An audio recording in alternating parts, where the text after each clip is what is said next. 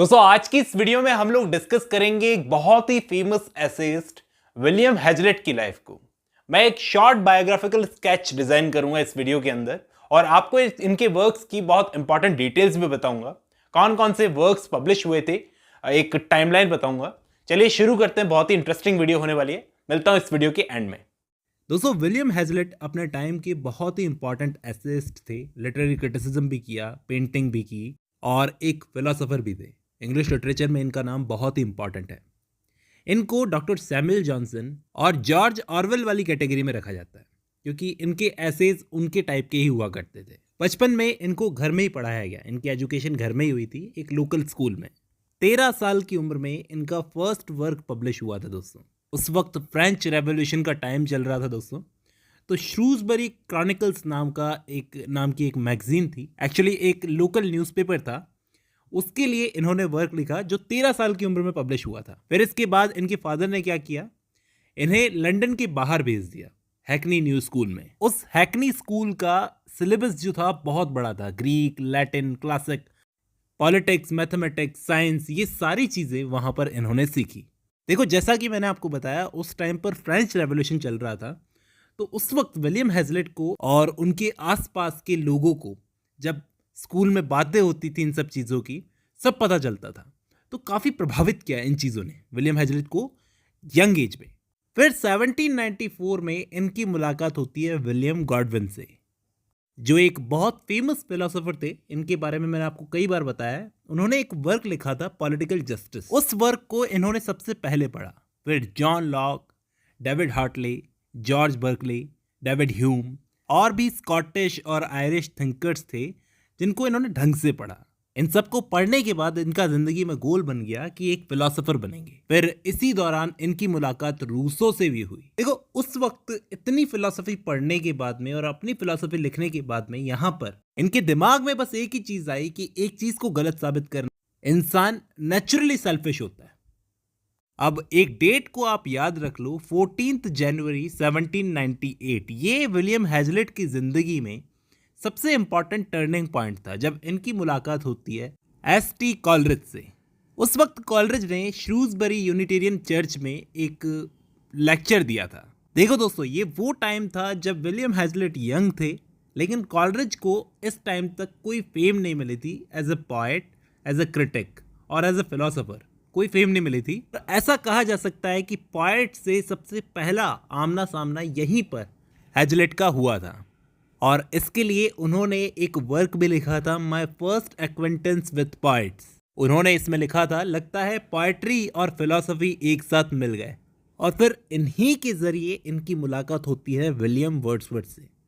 William Wordsworth से मिलने के बाद में इन पर इतना प्रभाव नहीं पड़ा, फिर भी ये उनकी आंखों को देखकर बोलते हैं कि ये पोएट नेचर को किन आंखों से देखता होगा।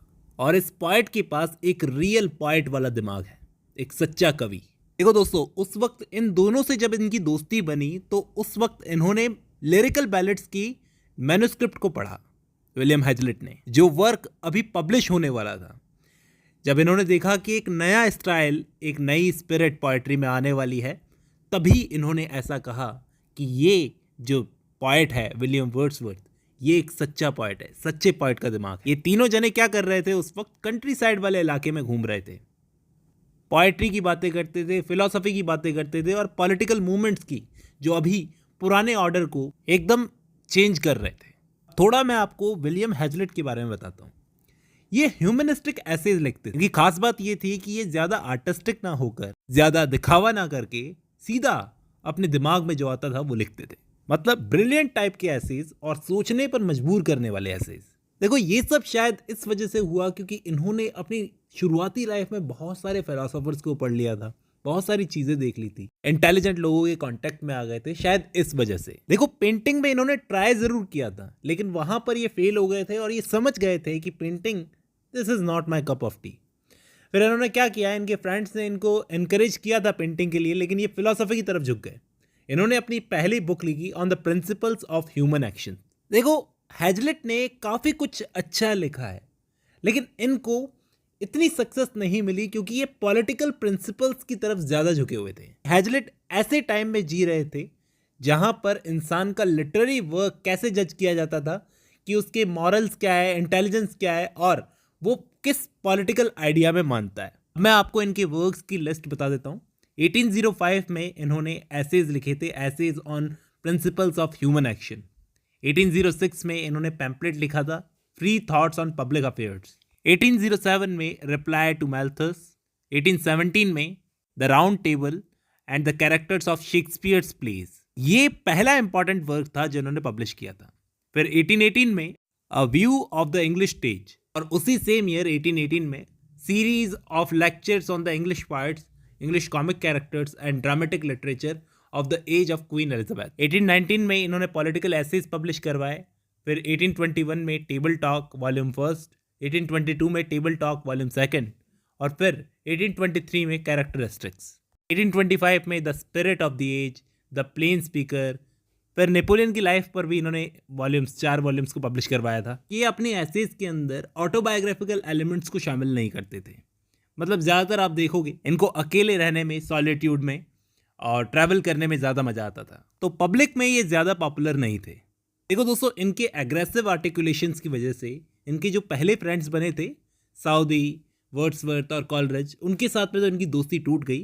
फिर नए फ्रेंड्स बने जैसे पीबी शेले, जॉन कीट्स, और इनके नए दोस्तों ने इनकी रेपुटेशन को एज ए लेक्चरर बढ़ाया। देखो, इनको सीरियसली एज एन एसेइस्ट तब लिया गया जब इन्होंने अपना वर्क पब्लिश करवाया ऑन द इंग्लिश पार्ट्स, जिसको 1818 में पब्लिश करवाया गया था, और on the English comic writers, जो 1819 में पब्लिश हुआ था। हम ऐसा कह सकते हैं कि ये कंप्लीट रोमांटिक एसेइस्ट थे, क्योंकि इनके एसेज के अंदर आप इमेजिनेशन की सुप्रीमेसी देखोगे। इसके साथ ही ये मॉरल करेज के साथ में बोलते थे। एज ए लिटरेरी क्रिटिक अगर मैं बात करूं तो इनकी टोन बहुत ही हार्श होती थी दोस्तों। अपनी कंटेम्प्रेरी एज को क्रिटिसाइज करते थे बुरी तरह से। लैंग्वेज के बारे में मैं आपको पहले ही बता चुका हूं कि इनको आर्टिफिशियल लैंग्वेज ज़्यादा पसंद नहीं थी। ये मानते थे कि लैंग्वेज वैसी होनी चाहिए जो कॉमन मैन को भी लिटरेचर में इंटरेस्ट जगा सके, सिंपल होनी चाहिए, सिंप्लिसिटी पे भरोसा रखते थे। इनके स्टाइल को अपोरिस्टिक स्टाइल कहा जा सकता है। एक स्पॉन्टेनियस राइटिंग स्टाइल को फॉलो करते थे ताकि रीडर भी इंटरेस्ट ले इनकी राइटिंग में। अब दोस्तों, मैं आपको 3 इंपॉर्टेंट एसेज के नाम बताता हूं जिन्होंने विलियम हेजलिट को एज एन एसेइस्ट बहुत पहचान दिलाई। फर्स्ट ऐसे था ऑन गस्टो, जिसको द एग्जामिनर में पब्लिश करवाया था 26 मई 1816 में। देखो दोस्तों, बीइंग अ पेंटर हिमसेल्फ, हेजलिट को पेंटिंग से बहुत प्यार था, तो उन्होंने इस प्यार को और अपनी आर्ट ऑफ पेंटिंग की डीप नॉलेज को इस ऐसे ऑन गस्टो में बहुत ही अच्छा ब्यूटीफुली दिखाया है। बहुत बड़े बड़े पेंटर्स का नाम लिया है इस वर्क में, जैसे कि टाइटन और माइकल एंजेलो, राफेल। ये कहते हैं कि एक पेंटिंग के अंदर गस्टो होना बहुत इंपॉर्टेंट है। ये गस्टो क्या है ये जानने के लिए हमें ये ऐसे पढ़ना पड़ेगा। चलिए आगे बढ़ते हैं। दूसरा जो इंपॉर्टेंट वर्क है इनका, on the feeling of immortality in youth. इस ऐसे में वो ऐसा कहते हैं कि यंग एज में हर यंग आदमी ऐसा सोचता है कि वो कभी नहीं मरेगा। देखो, जवान होना अपने आप में इमॉर्टल होना है। इस ऐसे में वो एक यंग मैन का थॉट प्रोसेस और एक मैच्योर आदमी के थॉट प्रोसेस में फर्क बताते हैं। इसी ऐसे में हेजलिट का एक बहुत फेमस स्टेटमेंट है, we know our existence only by ourself. और तीसरा इंपॉर्टेंट ऐसे है on the disadvantages of intellectual superiority. मैं एक एक करके इन तीनों ऐसेज को पढ़ाऊंगा दोस्तों। अब इस वीडियो को खत्म करते करते मैं आपको बताऊंगा कि चार्ल्स लैम्ब इनके कंटेम्प्रेरी ऐसेज थे, लेकिन फिर भी ये किस तरह से उनसे डिफरेंट थे ये हमें जान लेना चाहिए। तो ये चार्ल्स लैम्ब की तरह बिल्कुल नहीं लिखते थे। इनके ऐसेज जो होते थे सिंपल होते थे, गस्टी होते थे, कुल मिला के स्ट्रेट फॉरवर्ड होते थे। इनको बेकन, जॉन ड्राइडन, एडिसन और स्विफ्ट वाली कैटेगरी में रखा जा सकता है। और चार्ल्स लैम्ब के एसेज कैसे होते थे हमें अच्छे से पता है। ये हम डिस्कस करेंगे चार्ल्स लैम्ब वाली वीडियो में। उम्मीद करता हूँ इस वीडियो से आपको कुछ ना कुछ हेल्प जरूर मिली होगी दोस्तों। आज की इस वीडियो में बस इतना ही। अब जब आपने वीडियो खत्म कर ली है तो मैं उम्मीद करता हूं आपको विलियम हेजलिट के बारे में काफी कुछ जानने को मिला होगा दोस्तों। चलिए आज की इस वीडियो में इतना ही, मिलता हूं नेक्स्ट वीडियो में।